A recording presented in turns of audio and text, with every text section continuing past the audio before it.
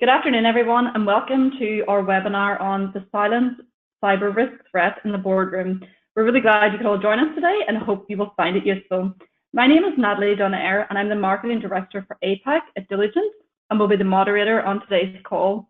I just wanted to cover a few quick housekeeping items before we kick off. First of all, you can actually ask questions at any time during the webinar via the question window on the GoToWebinar panel on the side of your screen. We will try to get to all of those questions at the end, but any ones that we don't get to, we will document the answers to those and send them out to you afterwards. We'll also run a short survey after the webinar, so once it comes up on your screen afterwards, it would be great if you could just answer those couple of questions.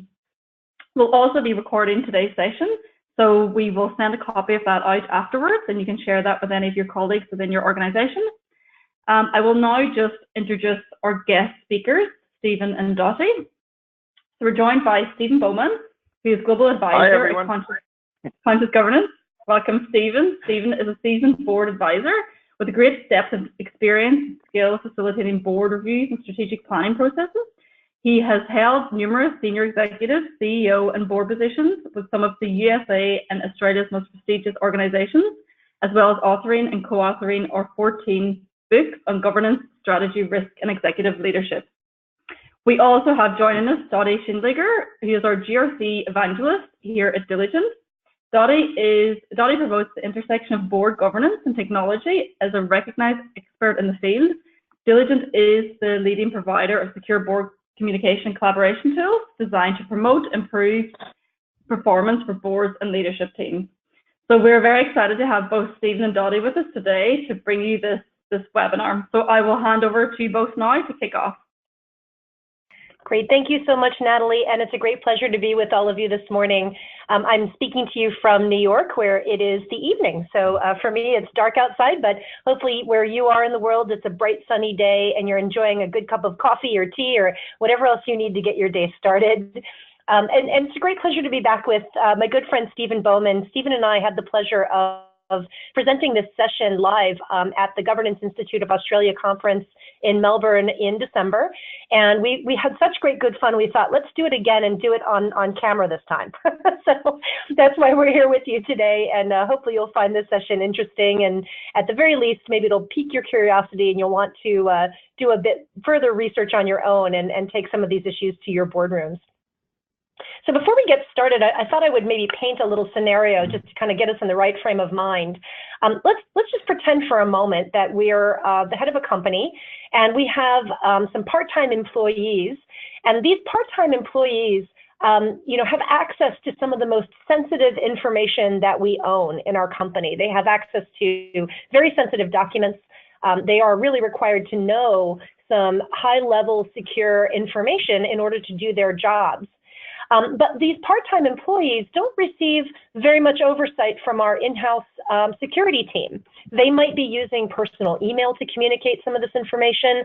We don't really know where they download and store the information that they have access to. And we don't really provide them very much cybersecurity training or oversight in any way. And unfortunately, the scenario that I'm describing pretty accurately represents what's happening in most of the boardrooms in the world right now.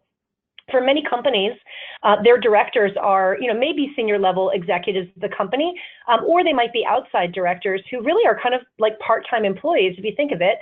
And they do have access to incredibly sensitive information for the company, but with very little oversight.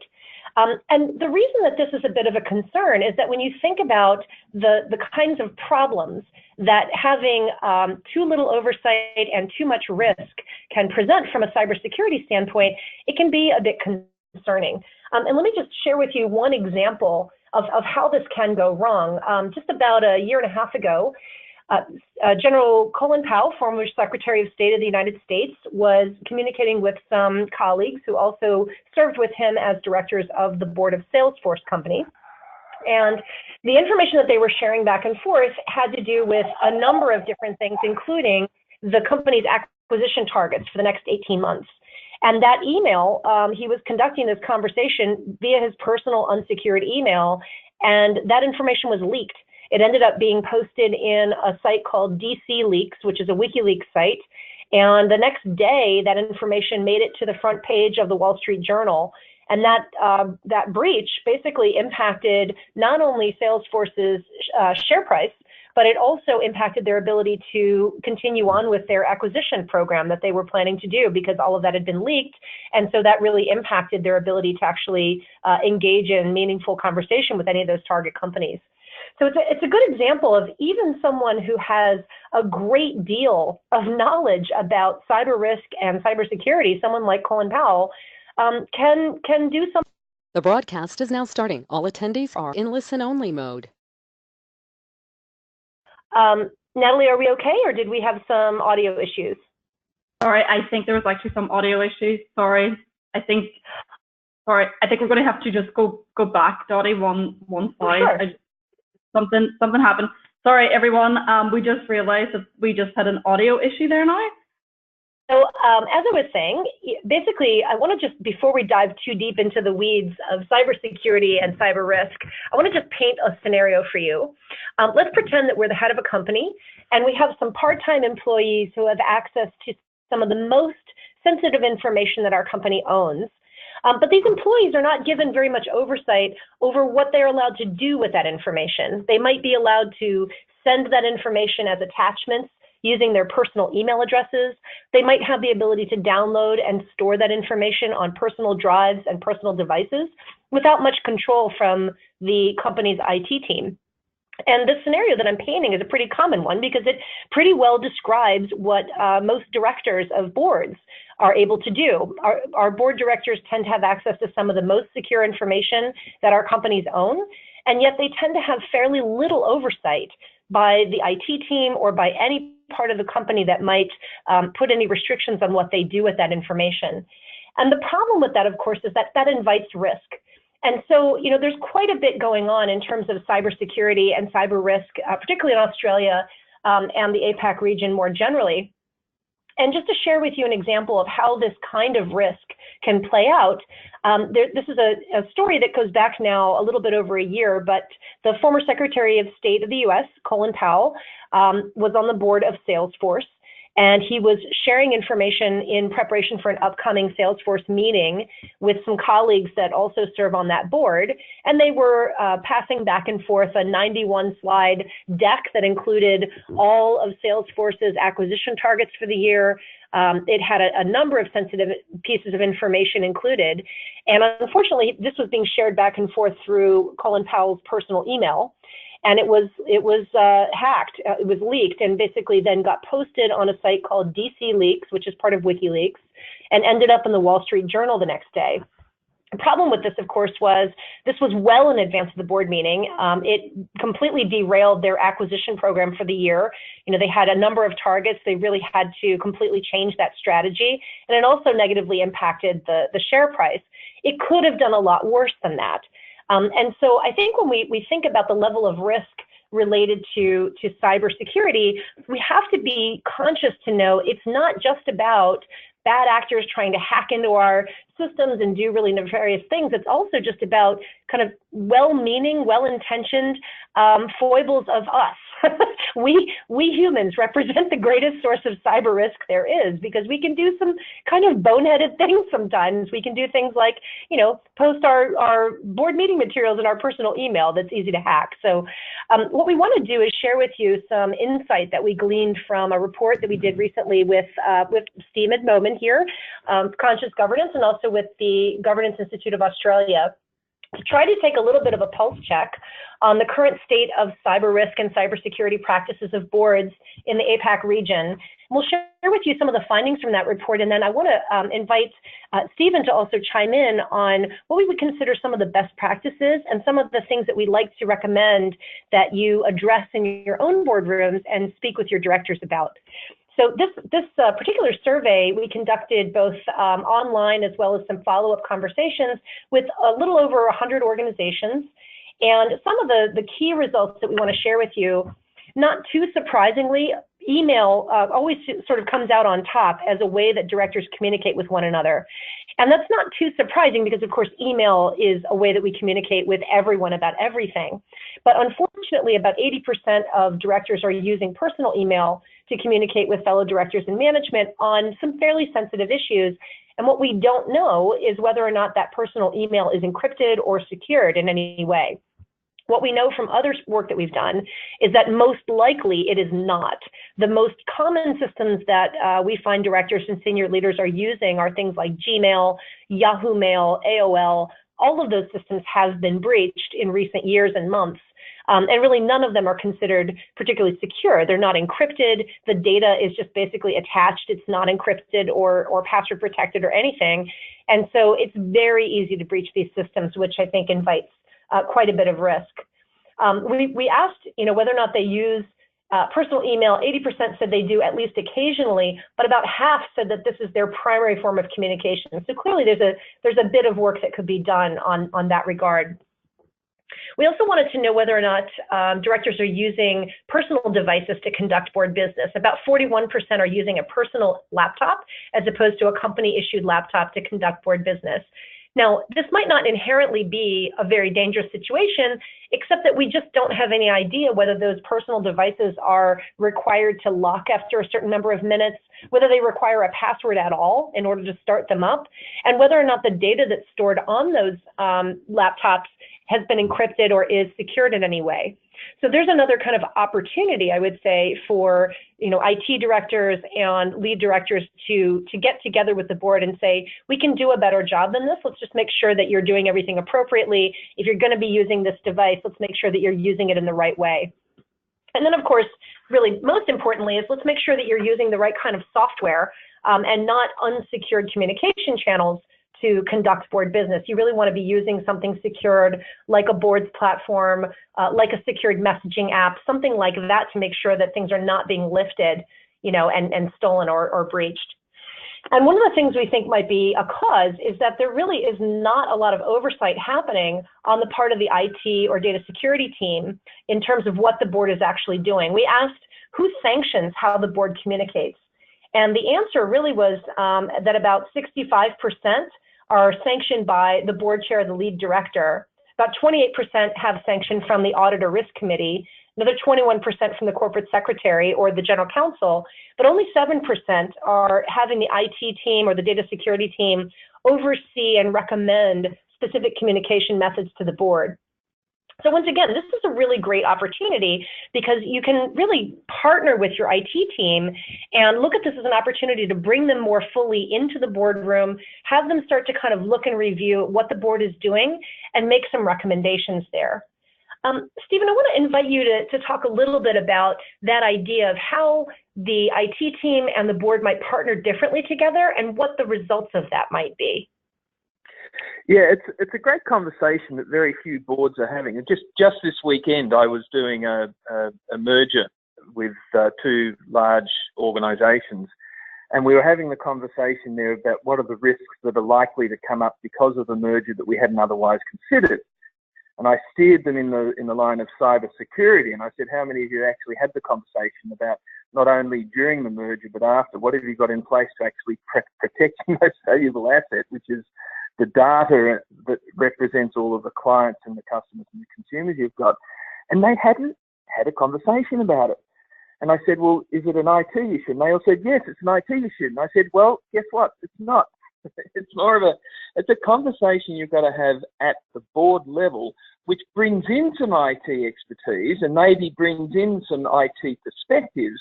But in the end, as directors, what we need to do is to ensure that we've got the processes and the policies in place right at the very top at the board level to ensure that when we get hacked, that we're able to deal with it.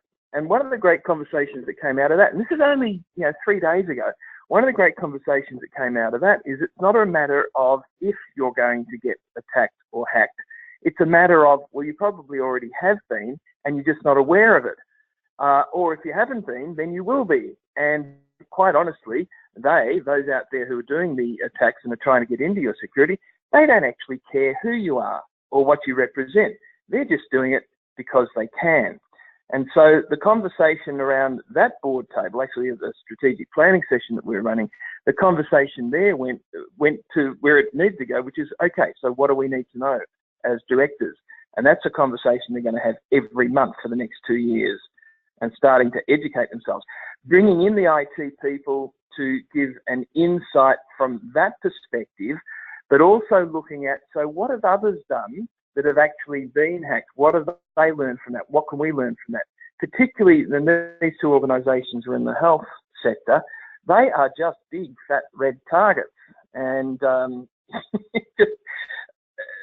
I suppose the key thing in all of this, Dottie, is that the conversation wasn't one from fear. It was one from, okay, so how do we best understand this risk and how do we best manage it? And that, to me, was the start of the journey towards really understanding cybersecurity. I think that's really, really useful. And I wonder if you might comment a little bit further on that, because I know that when we did this session together, actually I was at a panel session at the conference that we attended in December. And, you know, we were talking about how obviously using the wrong technology can invite risk. And it prompted someone in the audience to ask, well, isn't the answer then to flee back to paper and just eschew technology completely? Doesn't technology invite too much risk? And, you know, shouldn't we just basically go back to a chisel and a stone tablet? And I'd love to have you comment a little bit about that and tell us your thoughts on how, you know, how can directors and IT teams kind of do this better together? Well, I love the idea of a chisel and a tablet. The only trouble with that is I guarantee that they'll leave it in the back of a taxi somewhere. And there have been some of the more recent examples of breaches where someone has left a USB stick somewhere, or someone has left a paper. I mean, we just had recently in Australia a whole lot of government documents that were found in some second-hand cabinets that no one had bothered to clean out. And so I suppose the point behind all of that is that you can have all the best policies, procedures, IT systems, shame about the people. And that's really where it's got to start, is that whole mindset, not of being fearful about it, but of just getting smart. I mean, most boards, and many of you who are listening here know that a lot of the conversations around the board table are around strategy. So what might the future bring to us? What do we need to put in place to get ourselves ready for that? And does it make sense for us to do that anyway? And a lot of boards are becoming much more strategic with how they actually look at things. They're more looking towards the future, and they're doing it much quicker and much faster because it's changing. The same sort of thing with cybersecurity, not to be feared, just to be understood and managed. And the notion that you know, IT will fix it, go back to my original comment, great IT, shame about the people. It's really getting that mindset and that culture in there, not of compliance, but of truly understanding, what do we mean by cyber? What do we mean by cyber risk? What do we mean by cyber security? Because the downside of that is your organisation can go under in 2 days. That's really all it takes these days. And you won't even know that you've been hacked until about 3 months or 6 months after you've been hacked. So it's just one of those great conversations that the boards need to have. And it's got to be a higher level conversation than just IT, and a higher level conversation than just item number 54 on our risk register. That's great. Yeah, I absolutely agree. I mean, I think you're onto something there, that it's, you know, I think the technology question is both a serious risk and a serious source of reward. You know, so it definitely deserves some attention at the board table, because it can be both a challenge and an opportunity. Well, let's dive into a little bit more of the data, and then I want to take some time and make sure that we're answering some questions from folks in the audience as well. But one of the other data points that we found, we wanted to learn, so what are directors in fact doing with information that they're receiving in whatever means? And so we wanted to know if they're downloading board documents onto personal computers or devices. More than half say, yep, that's a regular practice. Now, again, that isn't inherently a terrible thing if, of course, you know exactly what's happening to that information once it has been downloaded. So, for example, if you're using a secured board platform, typically speaking, even if something has been downloaded onto a personal device and is being stored offline, it's never left the secured environment of that board platform. It's always still within that app, even if it's in the offline state. And so you can ensure that that information is secured. And what really matters there is if the organization has to go through some type of a litigation or some type of a process that would require the corporate secretary to have access to all of the records, they don't have to wonder whether there are additional versions of records floating out there in the ether, or as Steven just pointed out, you know, unfortunately left in the back of the taxi or in some old filing cabinets. They know absolutely for certain that information only exists in one place or a handful of places that they have control over because it's all been contained within a secured system. And so this would just be another opportunity to maybe have some conversation. About 28% of our respondents also told us that they regularly store board materials on an external drive. And so, that's something to really be concerned about. Those external drives are easy to lose. The USB stick, I think, is a perfect example. It's just so easy to drop those or lose those. And they also tend to be pretty prone to viruses and other things because they're easy to insert viruses into. So it's just something to really kind of keep an eye on and think about. These were some of the comments that our directors made as they answered these questions that we were asking them. And Steven, I wondered if you could talk a little bit about some of the conversations you've been having with boards and with directors about the risks and concerns that they have about their current practices. Well, it's interesting because the most common comment, and we talk about this in every strat planning session, every board review, it always comes up when they start to talk about the risks that they really don't have a history of understanding and what might be going forward. And this is really, at the moment, cybersecurity is the hot topic. But do you know what the biggest thing is, Dottie? Most of them say, we're not quite sure where to start. Right. So we're not quite sure how to actually start to understand what this is, because, we can read some stuff in there, but where do we start? And that really is it's a great question that you just keep asking. So where do we need to start? Let's get this. Let's try this. Now, what else don't we know? So let's find out some more information about that. Let's look at the strategic implications of this, and let's put in place the stuff that actually, and really where we want to see the conversation going, Dottie, is where the boards are saying, now, how can we have the best possible cybersecurity processes, policies in place that we test on a regular basis, that we know is actually really good? Now, how can we create them to actually add value to our business? Not just as a risk mitigation technique, but something that can be a strategic advantage. And so some of the conversations now are moving past thank heavens, oh my God, I hope it won't happen here, but if it does, we've got a firewall. Yeah, good luck with that one. It's moving now more towards, so what do we need to understand about cybersecurity, and how can we leverage off this understanding in a better way? How can we then look at using the fact that we actually have not only one of the world's best, cyber security risk assessment and management techniques in place, but also we let people know about it, and we also test it and monitor and manage completely. And then what does that mean in terms of the sort of data we're collecting? How can we make that data more relevant? How can we also chunk it up so it's not all in the one spot? So all those conversations then become strategic conversations, which has moved further past, oh heavens, I hope we don't have someone knocking on our front door with a DDoS attack or something. So I'm finding that this conversation about where do we start, the really good boards are the ones that are starting to look at the strategic advantage of actually truly understanding what cyber risk is and then leveraging the heck out of it. I think that's extremely good advice. It's so interesting to hear you say that too, Steven, because I know when we were recently doing a little bit of a survey to find out, from our directors, what kinds of topics might they be interested for us to cover. The topics that seemed to keep rising up to the top, believe it or not, was blockchain technology. And we kept thinking, why on earth is this the thing? But I think what happens is that I think a lot of people hear certain buzzwords. They don't really fully understand what it is, but they know it's going to be important. They feel maybe a little bit embarrassed. They don't already know more, and they want to find out more, and they can, suggest that topic anonymously. So I think it's a good idea, just as you've mentioned, for directors just to start asking questions. Just get over being embarrassed and start asking questions. The more questions you ask, the better you're going to know things. And I think it's a great opportunity for the IT team to partner in a really interesting and novel way. Maybe suggesting some guest speakers that come in from the outside and talk about things with the board, not just from a risk mitigation perspective, but from an opportunity perspective. Things like blockchain and deep learning and lots of other things out there can present great areas of revenue generation for a company. And so, it could be an incredible opportunity to partner with the IT and think big. Boards are great at thinking about big picture strategy and the future. this is a great opportunity to do that, but also to recognize that it's your responsibility to mitigate this risk. So it's kind of a win-win. You can do your job. Dottie, can I add something to Can I add something to that as well too? I mean, the blockchain, for example, is a fantastic example.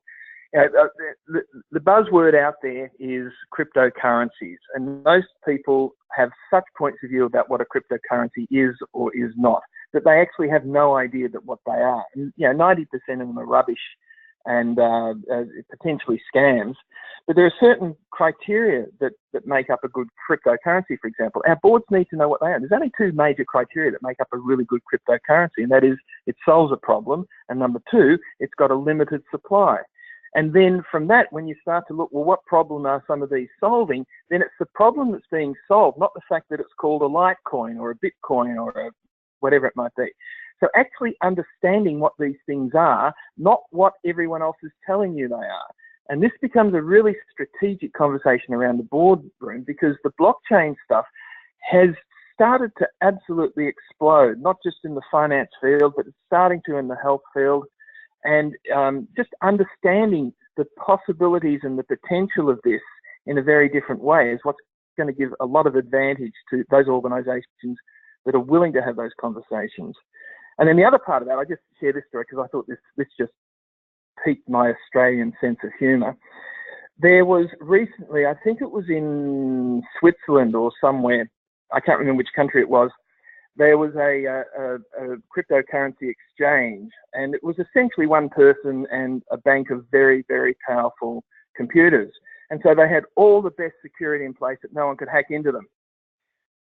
Someone put on a stocking mask and a shotgun and went and held up the lone staff member and forced him to provide all the keys and stripped it bare. So you can't just assume that there's only one answer to anything. That's the old school hacking. That's right. Yeah. So yeah, exactly. So if someone writes all their passwords in a little book, and then that book gets stolen, there's your hacking. So yeah, it doesn't always have to be so high tech. It's so funny. Well, let's continue on with a little bit, and then we'll get to the question and answer portion, because I'm sure people have many questions that they'd like to have us discuss with them. But a couple of things, you brought up the great point of where do we start? That's a question many directors ask. Where do we start? I don't even know how to get started. And this might be a really good place to start. We asked whether or not boards have had any sort of an audit performed of how they communicate, just an audit of their communication practices and whether or not those practices invite any risk. And more than half have no idea. They didn't say no, they just said, we don't know. Another 23% on top of that said, oh, that's something management sees to, which is kind of an interesting answer, because it would sort of be impossible to conduct a thorough audit if the board wasn't completely involved. If you're conducting an audit of how someone communicates, that person has to be involved in that audit, or it's not really an actual review of how that person communicates. So it's clearly kind of an issue. This is a great place to start. Just a very simple audit of what systems do we use to talk to one another? Are those systems secure? Do we know with certainty where every copy of a sensitive document lives? Is every copy of that sensitive document in our control if we need to recall it or shred it? And this becomes really important with some of the latest changes happening in the legislation. I know that there are some rules going into effect in Australia that are going to be pretty hard to adhere to. I'll be honest. The one that sort of makes me raise my eyebrow is the mandatory breach notification window with the new Australian regulation. I think is what, 7 days? Do I have that right, Steven? Yeah, it's very onerous, but it's been created in the absence of anything like that people were getting away with all sorts of things. So, yeah, it's something that every board needs to be aware of. And I'm not even sure that many boards, I'm going out on a bit of a limb here, but I'm just thinking of the ones I've dealt with recently. Many of the boards actually don't understand the data that their organisation collects and uses. They're very familiar with the services and the products. Mm-hmm. But what they're not as familiar with is the different types of data, how they're being used, how they're being collected, how they're being secured. I think the conversation's got to change to not ignore the services, the products, the customers, but also what about the stuff that summarises all that, which is the data? Yeah, I think that's very, very true. And so, the new regulation coming into play in Australia is something to keep an eye on. But there's also the regulation that is taking hold May 25th in the EU, which is called the General Data Protection Regulation, GDPR, which you might hear talked about all the time. I'm sure you probably have searched for it yourselves at this point, but GDPR is something to really take seriously, because it isn't just something that impacts companies based in the EU. Basically, if you have anyone in your database anywhere that is an EU citizen, you must adhere to the provisions of GDPR, which basically, to Steven's point, mean that you are able to get rid of someone's data if they ask you. If they want to change what you know about them, they have the right to do so. They have the right to be forgotten. Now, it's going to be incredibly difficult for a company to adhere to those rules if they don't know where all the data on that particular customer or prospect lives. If they don't know all the different places that person's address is in their databases and various laptops and phones and other devices, it's going to be almost impossible for them to completely get rid of someone's information upon request. So these are the kinds of things I think board members should really start to ask, not from the nitty-gritty, get down in the weeds and try to do the IT director's job for them, but more so to start asking questions about, how do we collect customer data? Are we in fact adhering to the provisions of something like GDPR and the new regulations in Australia? Are we ready to notify the public if we have a breach within 7 days of finding the breach? So definitely worth doing some tabletop exercises and some practicing. Go ahead, Steven. And I think on top of that too, Dottie, is that I'm just starting to see, and we're certainly recommending it to boards as well too. This should be on the agenda of the internal audit team too, because getting out there and actually making sure that these things happen is now starting to become, and should become, a significant component within the internal audit team, so that they can actually have comfort or give comfort to the board that the things that we think are happening are in fact happening, which is one of the key roles of internal audit team. So we're starting to see the whole data flow mapping starting to become more and more part of what the internal audit team's looking at as well. Absolutely. I think the internal audit team has a very important role to play, because, of course, understanding all the various areas of enterprise risk is part of their mandate. And so this is a huge one. This would definitely be something I would put on their agenda if they don't already have it on there. And to that point, in terms of other places that boards can start with cybersecurity, is just how about some training? We asked if they're required to receive any cybersecurity training as directors, and 76% said no. We are not required to have any cybersecurity training at all. And, the thing is, as we've been sort of joking, it's not really much of a joke. Truly, the weakest part of any cybersecurity program is going to be the people. I mean, we really have to kind of do a little bit of a gut check and say, are we ready? Do we actually know, in fact, when we've been sent a phishing email, that it's a phishing email? Do we know how to recognize one? Can we spot it quickly and easily? Or do we just click without thinking, and all of a sudden our system has been compromised? So I think training is incredibly important.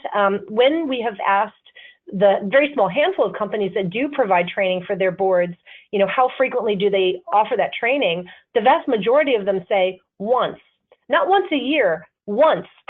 In the history of being a director at a company, one training session. That's alarming. I mean, when you think about the incredible flexibility and novelty of the hacking that is happening out there, hackers are not going to just stick with one tried and true method. They are constantly looking for new ways to breach a system. They're constantly looking for the lowest hanging fruit. Don't be that lowest hanging fruit. Get some training, keep on your toes, get the CISO to come into the boardroom every board meeting and provide you with a briefing. And we also sort of asked some questions of directors about, just what do they think in terms of their concerns about the security of online document management. And these were some of the comments. I don't have concerns, but as a result of this survey, maybe I should. So even just asking them to fill out these questions ended up being a little bit of cybersecurity training for the people that participated in the survey. It does not have to be difficult. I think the main thing is just to start the conversation, get people talking and thinking, and hopefully, kind of continue on in their growth process and their curiosity to make sure that they're doing the right things.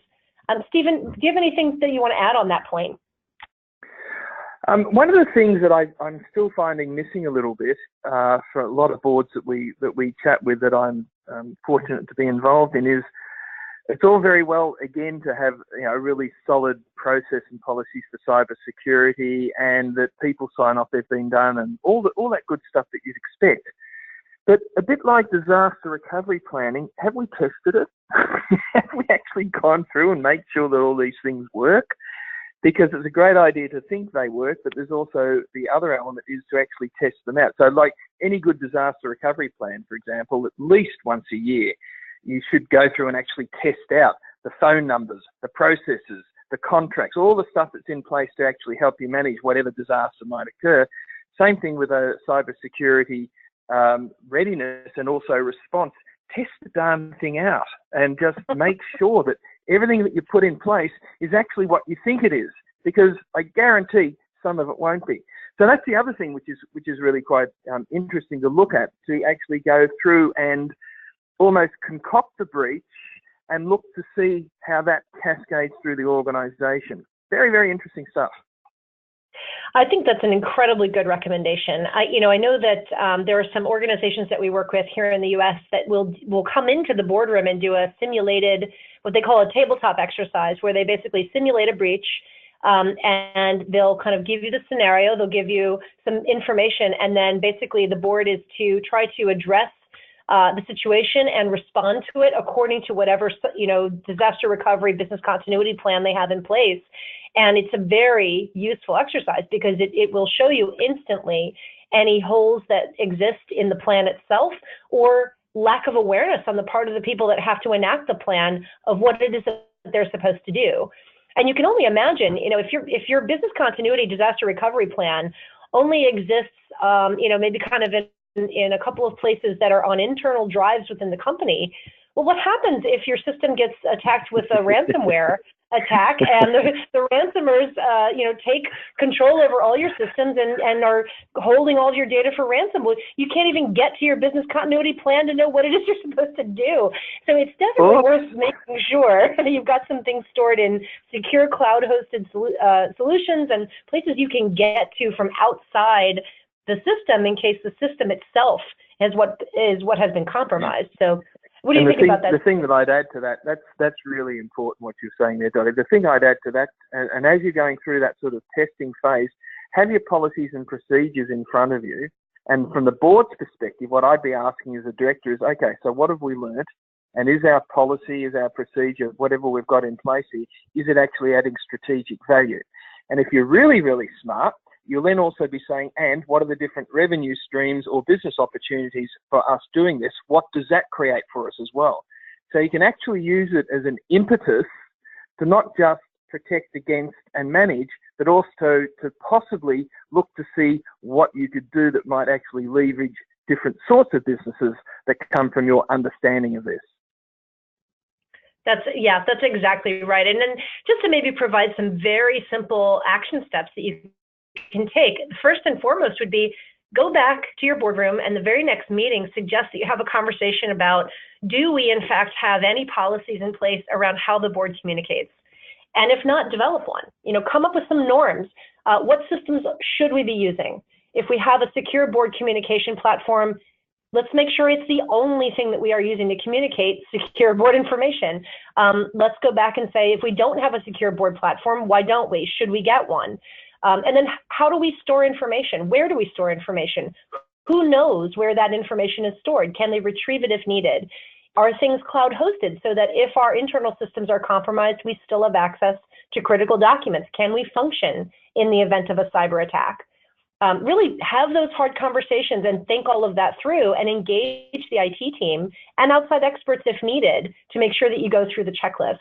And then I would definitely recommend that you think strongly about ensuring that you have enough secure systems in place so that you can communicate in the right way. Diligent, obviously, I'm a huge fan. This is a company that I love and know dearly, but I would say take a look and see, what systems do we have in place? And if we don't have systems in place, it's really time to start thinking that way. There's just too much risk. There's too much at stake to not take these precautions and just be smart about it.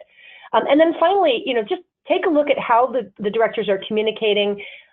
definitely provide some training, provide some guidance, and as Steven has said, test.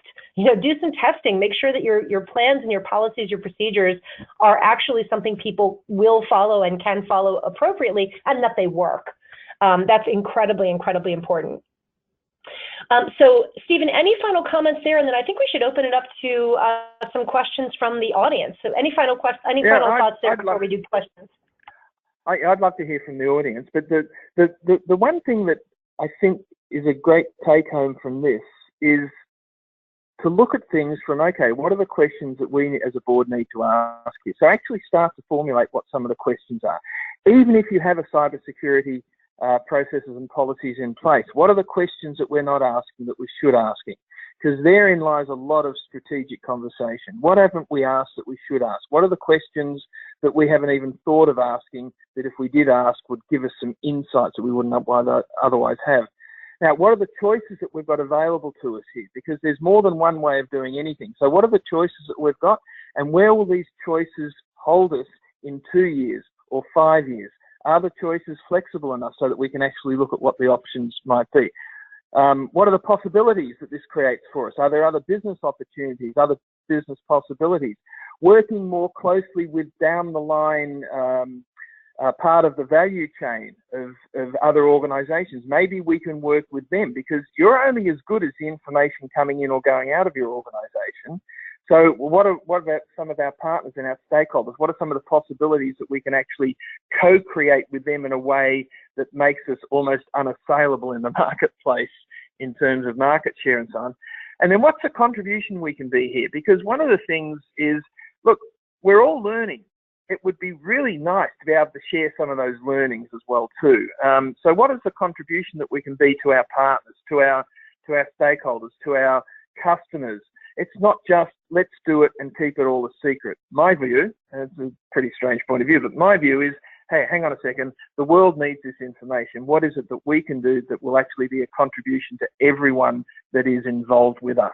So that's sort of what I'd like to start seeing happening in boardrooms, not just that let's bring the chief information officer in to tell us about cybersecurity. I think that's an incredibly good recommendation. So with that note, let's turn it over to Natalie to see if we have some questions coming in from the audience. Perfect. Okay, we do have quite a few questions coming in, so I'm just going to call out some that are that have been asked quite a few times. So Dottie, this one is for you. So people are asking, how does the data that we've just gone through compare to the situation for US companies? And is there any trends that we can learn from US companies here in Australia? Thanks, yeah. Thank you for that question. The trends are basically the same. It was pretty surprising that the data wasn't dramatically different from the US to the Australian context. I will say that there were a couple of data points that were a bit worse here in the US than in Australia, and in particular, I would say the usage of email was much greater here in the US than in Australia. So go Aussies, well done. There's far fewer directors speaking over private email in Australia than there are in the US. So that was maybe a bit of good news. And I don't know to what extent that might have to do with the fact that we did the report in the US about, I would say, 9 months ahead of the one that we did in Australia. So I don't know whether, 2017 was a new high watermark in terms of hacking, and in particular hacking through infected email. So perhaps that had some impact on what happened in Australia. But other than that data point, things were relatively the same. What I would say is that in terms of what could be learned, I think this is somewhat of a global problem. I mean, certainly we haven't repeated the survey in every part of the universe, but it certainly seems like something that warrants investigation on both sides of the Atlantic and Pacific, I would say. Okay, great. So the other questions that we have, this one here, and maybe Steven, you could address this one. So someone's just asking, what are the top strategic issues the board needs to be addressing for the next couple of years? So if we think a bit more long term, what should they be strategically, what should they be looking at now to address? Well, that's absolutely the right question to be asking pretty much every board meeting. What are these top 2 strategic issues that are likely to impact on us? And do you know, one of the interesting things that I found is that my view is that it should be the board asking that, but this is a great question also to ask some of your senior staff. So, what we do in the boards I've been involved in, either as chair or as director, is, and we certainly advise boards to do this, is that, once or twice a year, you bring in one of your senior staff and ask them in their area of expertise, what do they see as the top 2 strategic issues in the next 5 to 10 years? And that gets them to think at a much higher level than just their annual business plan. The other great thing that I find particularly fascinating and very, very useful is I'll bring in some key stakeholders, once every 3 or 4 board meetings, bring in a key stakeholder for about 20 minutes, and we ask them, what are your 2 top strategic issues in your sector or in your organisation, and what do you think the implications for our organisation might be? So that actually takes into account that a board only knows what it knows. It knows a lot, but it only knows what it knows. So what we need to know is the stuff that we don't necessarily need to know, that we don't necessarily think that we need to know, but from a strategic level. So there's some great ideas there to actually help the board constantly ask, so what are these top 2 strategic issues that we need to know about? But don't just come up with them and then leave it for 2 years, because the strategic issues now are constantly changing.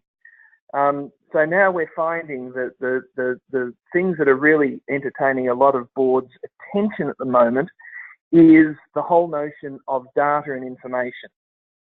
Now, yes, it's always been there, but now it's of such strategic value, not only in the value that it creates, but in the destruction that it can create as well too, if it's not handled right. And once you've got the attention of the regulators and the legislators, then you've got to do something about it. So it's actually a great focusing for us to have some of this regulation and legislation come through. And the next big thing that's really creating, we're seeing a lot of this at the moment, is the whole notion of mergers and acquisitions. Yes, they've been around forever, but I tell you, the pace of change at the moment. But the real issue in there is not just the merger and the acquisition, because that's pretty tried and true. We know what makes them work. We know what makes them not work. We know that the 2 years after a merger is probably the most important thing where most mergers fail, because the I's gone off the board. But I tell you, hackers know that too. So I reckon, and note this one down, I reckon that there will be people who will be out there watching for merger activity and targeting them specifically, because that's where some of the holes might occur in areas that we hadn't otherwise thought of. So they're the sorts of things. But Natalie, the key question was exactly that question that whoever asked it is absolutely brilliant for asking, which is, so what are these top 2 strategic issues we need to be aware of for the next 2 years? But ask that constantly. It's not just here they are, thank God we've thought of them. Perfect. Back to you, Natalie. Great, thank you very much, Stephen. Just mindful of time, I think we're going to have to finish up there. There's a few more questions here, but we will reach out to those people individually and answer the questions for you. Also, just as a reminder, we will send out a copy of these slides and the recording from today's webinar. So you will get that in your inbox within the next 24 hours. And again, if you have any questions or would like to get in contact with either Stephen or Dottie, please reach out to myself. Natalie Donaire here. You would have got the email invitation from myself. So thank you very much, everyone, and have a great afternoon. Thanks, you so much, Natalie. Thank you, Stephen.